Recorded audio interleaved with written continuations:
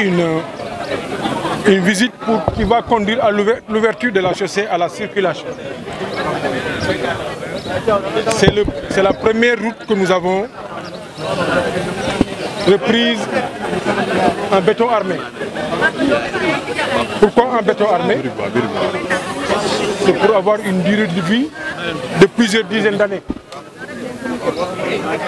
Ce qui a été formidable, ça a été fait par la ville de Rufisque avec ses moyens propres.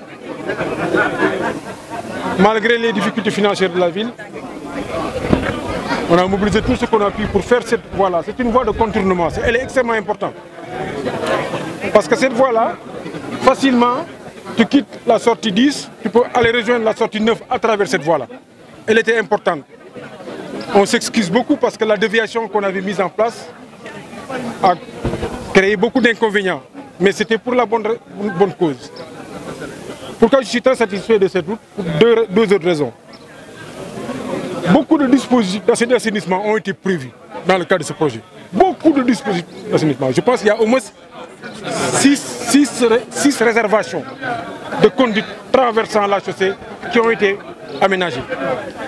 Donc maintenant, on peut dire que même tout ce qui se trouve en amont, Dar es Salaam, tout ça, Fass, tout ça, pourront passer à travers facilement avec leur système d'assainissement. Donc c'est une raison importante de satisfaction. L'autre raison, c'est la place de mes services techniques autour de ce chantier. Sous le leadership de la ministre. Parce que en matière de voirie, il y a trois sortes de routes. Il y a une chaussée en noir, bitumineuse, que tout le monde connaît. La plupart des travaux qui ont été continus ont été effectués par ces jeunes des quartiers. Et moi, ce que j'ai beaucoup apprécié, c'est la participation des riverains dans le projet.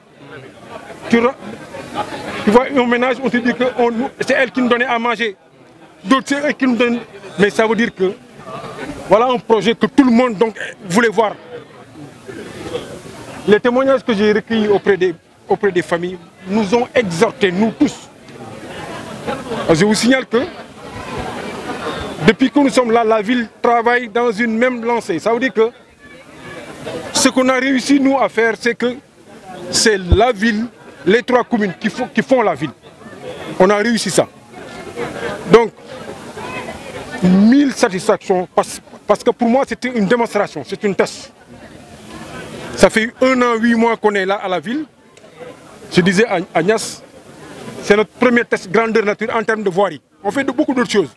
On a fait des tests sur l'éclairage, vous allez voir. On est très loin sur l'éclairage. On a repris l'éclairage moderne presque entièrement. On va faire l'éclairage des quartiers, il n'y a pas de doute. Le Pacifique va être dans tous les quartiers, il n'y a pas de doute. On va désencombrer, d'accord, il n'y a pas de souci. Mais sur la voirie, c'est notre premier test grandeur nature. Dans une ville qui est confrontée à des difficultés financières doit trouver des mécanismes ingénieux pour faire ses routes. C'est pourquoi je dis, je suis extrêmement satisfait. Bon, xolé biñ ko tambalé ba légui tambali bala ñew fin bi. Yenn say ma sacc yeur mais ñew fin bi. Donc mention spéciale à nos services techniques.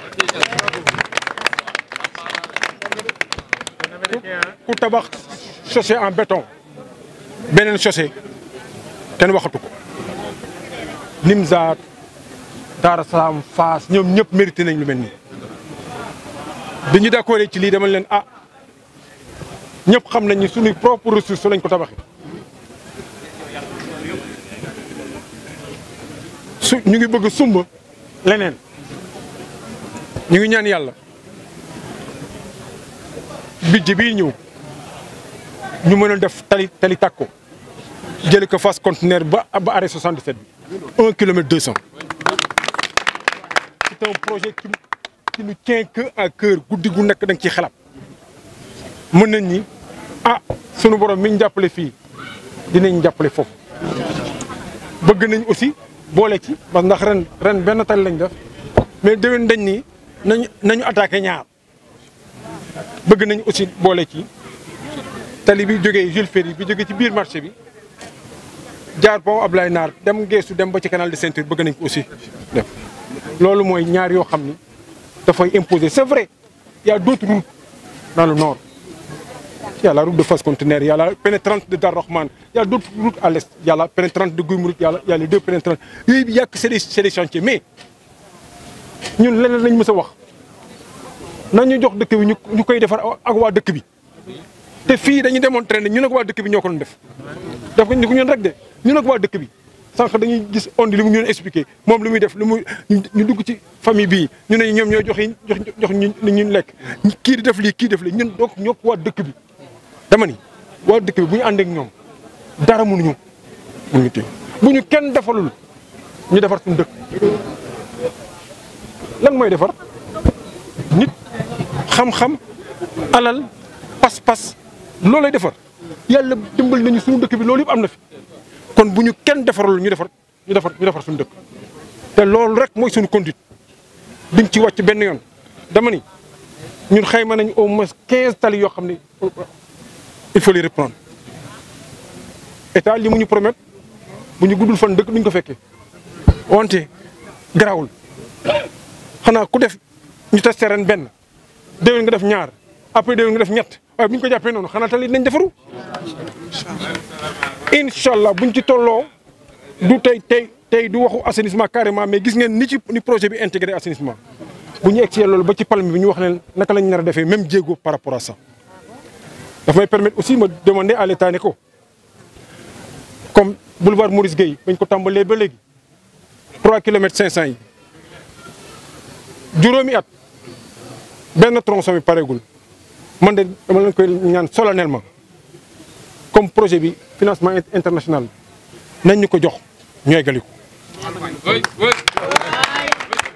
nañ ñu ko jox rek ñu eggali ko ndax ñun bëgg nañ ko ndax suñu dëkk la xam nga yëf moom bala nga du caagi rek xam-xam wala mën wala mais da fekk nga bëgg ko def ñun dañ ko bëgg defar bëgg nañ ko mën nañ ko ñu ne bu ñu mënul dem rek yàgg na inconvénients yi bari nañ ñu jox ñu dem mais li ñu mën a wax waa askan bi ne leen bii test la woon test bi nag gàcce ngalama waa DST gàcce ngalama les élus adjoints maires yi gàcce ngalama tous les jeunes du quartier les ménages gàcce ngalama ñoom ñëpp c'est parfait léegi nag jóg nañ toog ñu ne waaw comme def nañ lii budget 2024 nañu sumb ñaar yi ñaan yàlla bi fi nekk moom jógewu fi xam na lu am ànd ak pas-pas moom mi ñuy jàppale boobu ba léegi dinañ jàppale ñu defar ñaar yi dinañ jàppale ñu def leneen ak leneen ak incha allahu rabbi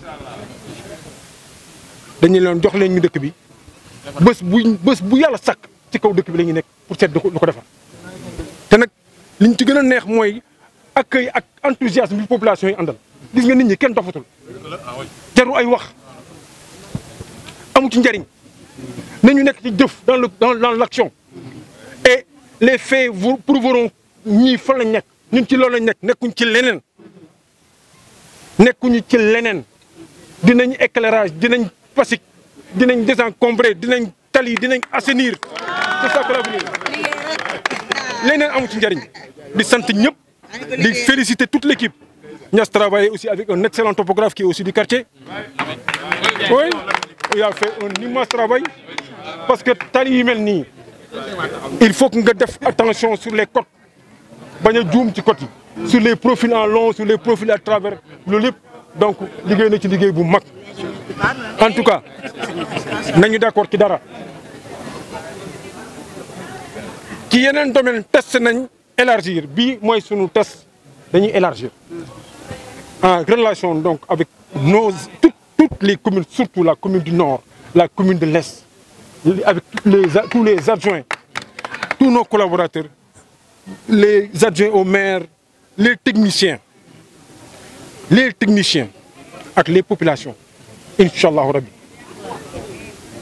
dinañ jël li ñu am commencer defar suñuy tali defar suñu dëkk ndax nous sommes une grande ville bu ko nit ñi xamul ñun xam nañ ko nous sommes une ville d'histoire et de culture fu nit taaroo ñun ñoo ko war a gën a taaru fu nit amee ñoo war a gën a am te dinañ ko woon ñëpp jërë ngeen jëf loolu laa bëggoon partager di féliciter ñëpp di encourager ñëpp kontaan naa ba fu kontaan yam vraiment yàlla ñu yàlla jàppale te am nañ ci yaakaar les techniciens félicitations les riverains les voisins les élus les élus, félicitations. Les adjoints maires, félicitations. Le maire du Nord, félicitations. Les riverains, tous, la presse. Vous avez été tout le temps à notre côté. Jusqu'à l'arrêt 77 est une route quand même qui pose d'énormes difficultés. Elle fait 1 km 200. On a déjà fait les études. Nous voulons aussi, tout le monde va au marché et voit la situation en face du marché poisson, tout Jules Ferry, en passant même par le pont à Blainard jusqu'à Nguessou, jusqu'au canal de Ceinture, ça fait 900 mètres, 300 et 600.